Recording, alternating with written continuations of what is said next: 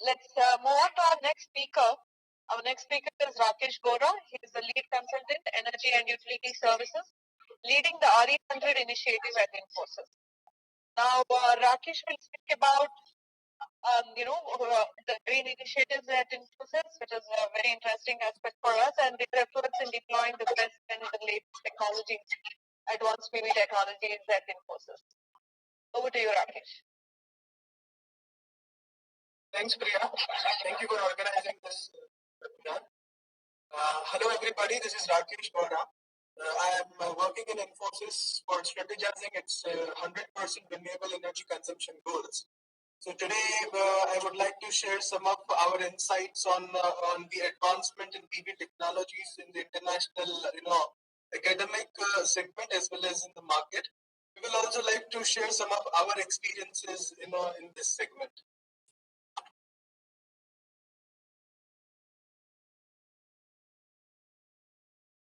So let me first start with what we are doing at Infosys, it being an IT company. So we have taken a target to United Nations that we'll be going for 100% renewables. Over to it, we have we have reached up to 44% for now of our energy consumption through green power resources. We have around 59 megawatts of captive rooftop and ground mount installations. We do have our in-house labs also where we test, the different kind of solar PV modules as well as inverter technologies, even the weather sensors and all, under similar and simulated weather conditions. We have tie-ups with academic tie-ups with NREL, IITs, Bombay, for research and innovations in PV design, installation, and operational methodologies. The energy statistics of Infosys in India shows that we have 267 million units of consumption in this 2019-20, which translates to the PV capacity which we want to install to 162 megawatts. After installing around 62 megawatts, we still have 100 megawatts to go. This is one of our latest construction in the state of Karnataka. It is a 40 megawatt installation. Once fully powered up, it will help around 30 to 40% of our energy consumption. This is again one installation in Hyderabad. As you can see in the picture, there are different types of modules and even fixed as well as trackers being installed. It's 4 years back installation and absolutely working very fine. We have published some papers on this installation in terms of execution practices as well as performance, and it is available in media. A small glimpse of our rooftop installation. We have 20 megawatts of rooftops across our campuses in India. Our rooftops involves technologies straight from conventional polycrystalline to cadmium telluride to CIS thin films to PERC cell to HID solar, and now we are even entering into the again more advanced technologies which are available in market.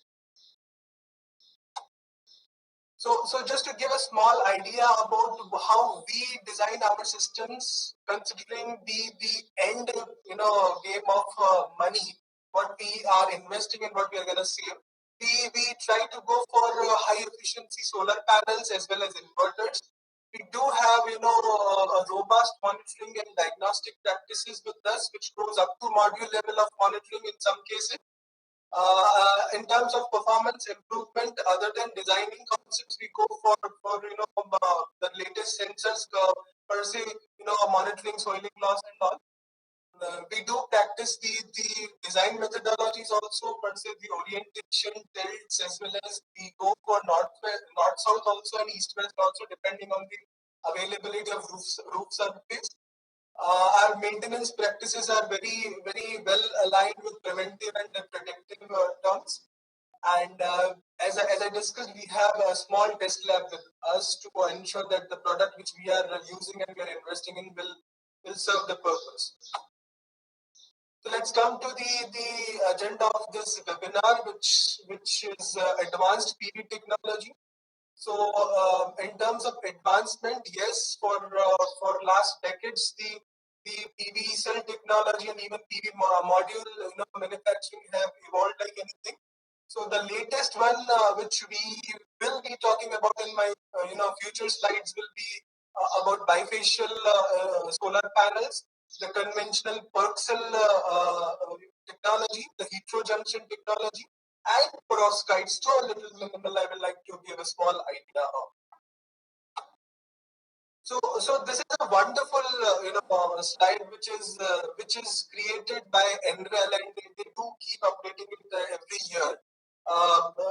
Just to give a small glimpse of this slide, what I want to to take away out of it is, if you see, we will be talking about the yellow circle, which is standard modules, and we will consider only Perxel, perovskites, and the NJT module, which is the topic of today. So if you see to your right side, the efficiency of the modules which is described by NREL goes up to 40%. But the 40% efficiency curves, they are only they are only achieved in labs, but not available in commercial market. If you go for commercial market technologies, then it is going up to 24 to 25% to some extent. But these cells, I'm particularly very not sure about if it is available in India. It's the gallium arsenide cells, arsenide technologies. But if you see, there are two particular companies which in this chart they have referred, the Panasonic and SunPower. Everybody knows Panasonic was one of the company who bought HIT Solar, and after Sanyo, I think, and SunPower was with the back contact cell technology. So these two technologies, if we just consider about the technology, so these two technologies were reaching up to 24% of module efficiency in some cases, in lab conditions, in factory conditions. And still the technology is evolving. We can even see 31% of efficiency coming up with again this inorganic gallium arsenide technology. Let's talk about market share of PV technologies. Conventional, if you talk about 2015-16, the conventional crystalline solar panels were rising like anything. If you see this curve, which is sourced from ITR PV research, it says that after 2018 or per se 2020, the curve will be more focused on the Perxel technology with some involvement of back contact, and yes, the heterojunction also will play a very important role in transforming the advanced PV technology market. The flavor what I want to give here is, with time, as technologies are evolving, market is also becoming more mature to accept them. So that is what I want to project with this curve. So I would like to give a layman idea about these three technologies which we have listed here, to give our audience some flavor of what they speak all about.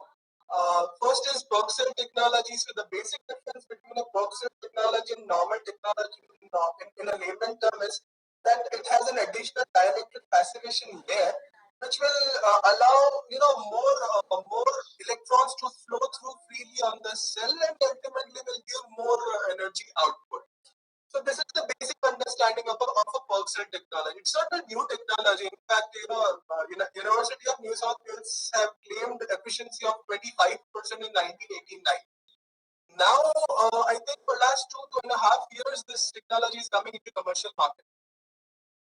Even today, modules are available with the efficiency of 19 to 21%. The reason why it emerged out, on a very big scale is of its coming in the cost equation of the contemporaries. It is available in both monosilicon as well as polycrystalline silicons. There are apparent issues related to this technology which are available in public domain, particularly related to LIDs and PIDs. But in our experience, these issues are more prone to polycrystalline technology in PERC, and less to mono. There are some researches available for that as well. But if users are going with this technology, we would encourage to ask for proper certifications for PID like 62804 and all. Let's talk about HIT technology. I think my colleague Rohit spoke quite a bit about this technology. There is no doubt it is coming out as one of the very best technologies in this market. In basic understanding, what this technology is, it is an amalgamation of amorphous silicon and a high quality of monocrystalline cell. So why it stands better is because of two reasons. One is of course the conversion efficiency, because as it has amorphous silicon, it will give better results in diffused light, as well as its temperature coefficient, which plays a very important role in getting the end power output. It is well suitable for most of the rooftops and ground mount places. But what we understood is that when because of its efficiency and of course the other correlated parameters, if you have less space, you should go with these kind of technologies which are high in efficiency. There is one beautiful research which is conducted by NREL on this technology, which around 90 to 100 number of modules, were subject to undergo this experiment. And what came out of the experiment was that the technology was performing very well within the warranty range and is statistically similar to your average crystalline silicon system. To the right side, you can see a very easy explanation of this technology, how it is different. There is one very important factor of this technology is the front layer of the cell, the cell architecture, which allows more light to be absorbed into the panel rather than getting it diffracted and scattered. Another technology which I'm talking about here is bifacial, a very hot topic in today's solar PV fraternity. I basically love the way these articles and the blogs are coming out today. Even the researches are coming out today on this technology. It is nothing but any cell can be used for manufacturing these kind of solar panels. The best thing is that in these solar panels, it will absorb light from the back side as well.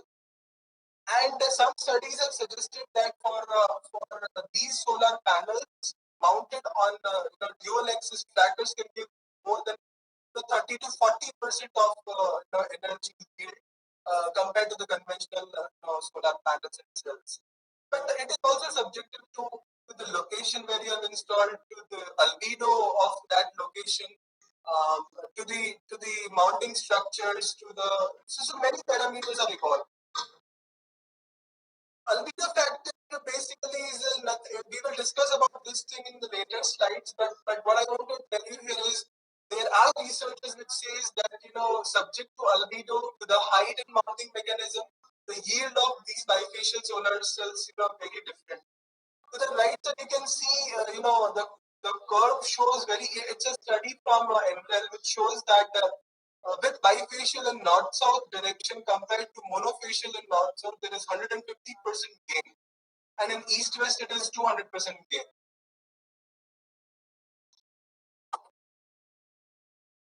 Now let's talk about the field performance and what research shows about the heterojunction cells and the bifacial and Koch cells. So under this particular slides, research, again by peer scientists of NREL and Purdue University and Arizona State University. What they are stating is this is the similar research what I was talking about in my previous slide. If you see the left side, the degradation rate, in percent per is absolutely flat after the first year. So even the most important parameter of the solar PV cell, which is getting little deteriorated, is its VOC, the open circuit voltage. To the right side, you are seeing in the center. What you are seeing are the two solar panels. One was exposed to the outer, world in outdoor, and one was kept indoor. And there is minimal difference between the cell structure of these, two panels. There is an enlarged image of cells also for both the panels. So what is just a small, increase in the series resistance at the boundaries and corners you can see, and it is predominantly because of the junction box being more exposed to the temperature. That's what we feel here.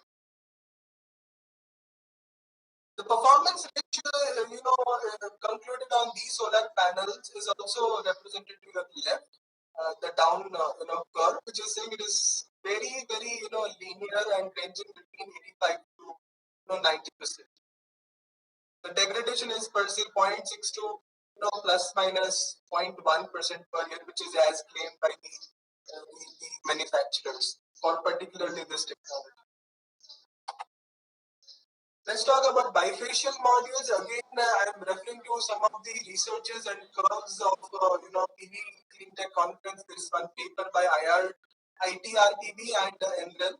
So the curve says that with time the bifacial will capture the market like anything. And in terms of technology, if you see the predominant technology which will work here will be work cell as well as heterojunction cells. Now here I am, I'm trying to explain what is the relevance of albedo. So there is one chart from NASA which is showcasing the albedo effect. Albedo is basically, the reflected power of the ground surface. So near to, as more nearer it will go to the value 1, the better it is. So, for example, if it is, the snowy mountain states, the albedo will be very high, and that will impact the generation of these bifacial solar modules. So, one suggestion what we can give here and is if it is practically experienced is, if you are planning to put bifacial solar panels, on the roof at any, height, and again is subjective to the design, you should either painting the floor white or maybe using a white light kind of stuff. It will increase the generation. The NREL study says on the system of single axis tracker, that there is an initial good match with the modeling, and an energy gain which is substantial to 6 to 9% annually is expected between PERC cell and silicon heterojunction cells. Even LCOE cost is also coming significantly variable when you're going with bifacial.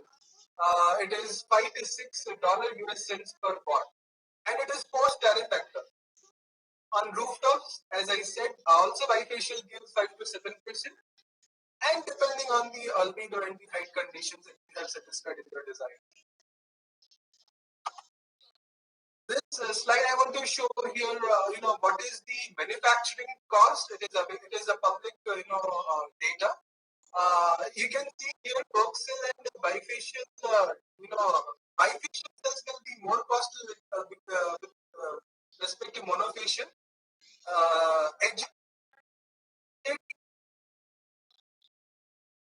Cell technology will be little costlier compared to PERC cell and PERC cells, but these premium costs, add value to the generation at the end of the day. So this is over to that, parameter. There will be many more, elements to be considered once it comes to the market. Again, so earlier then we saw the research efficiencies of modules. Now we are seeing the research efficiencies of cells. So why basically, I wanted to show you this chart is because of the more advanced technology, which is still not very mature in the commercial market per se, perovskites and tandem cells. So if you see to the right side of the curve, again the cell efficiency is going up to 47%, while module efficiency was 40%, what we saw in our previous slides. So, but these all efficiencies are still in the laboratory state. In the market state, if you see, there is a significant gain in in the HJT cells and tandem cells, perovskite cells, which is showcasing here as a yellow circle with red background. The efficiency is reaching up to 26 to 27%. But still, it is very immature to say that how the modules will be converted and how the modules will be showing performance for a longer duration. So it is it is still subjective to talk about. So now I would like to show some of our experiences at Infosys. So in this chart we can see there are 5 technologies here: HIT, CIS, conventional poly, cadmium telluride, and monosilicon. And you can see an absolute gain in the performance ratio in HIT and CIS technology. So why these HJT and CIS is performing hand to hand for now is because of the age of our panels. So as it is evident that CIS performs very good in first 2 to 3 years because of the LIT which it starts showing afterwards, and it is an accepted phenomenon in this technology. The specific field of these 5 technologies are straight away stating that HMT will perform very good than these contemporary technologies. CIS also walking hand in hand, but after some time it has started showing degradation. These are the PR values and the temperature corrected performance ratio we have charted it out. It is stating that most of the performance ratios of most of the technologies what we have installed is ranging between 80 to 86%. The HIT is going above 86 to 87% in some point of the time of the year. Now it's a very interesting slide that how the investment will perform in terms of energy output as well as the returns. So you are seeing that the HIT will give very good results per unit area, which is like 308 units, and it is comparable to your conventional technology, which is your polycrystalline. Normally, we have installed in India. But when you talk about the return on investment, your returns will be lesser in HIT compared to the other technology because of the premium what this technology demands. This is one study what we have done for mono-coaxial cell versus the conventional mono cells and CIS cells. So we installed these modules in one of our groups, and you can see that mono-coax is an absolute gain in this case. And with respect to thin we are getting 4 to 4.5% extra generation. And mono with respect to conventional mono will give again 4 to 5% of the extra generation. So to conclude here, what I would like to say, of course there are advancements in technologies. Of course the technology is growing and getting mature. There is an ample scope of of understanding how the system will perform, how the cost will come into picture, and how the combination of your design, your execution, and the technology selection, everything will create a situation where you will gain out of what you are doing. Thank you. Thank you, Rakesh. And for those who have joined later, let me tell you the speakers for today are Rohit Kumar, the head of Indian Subcontinent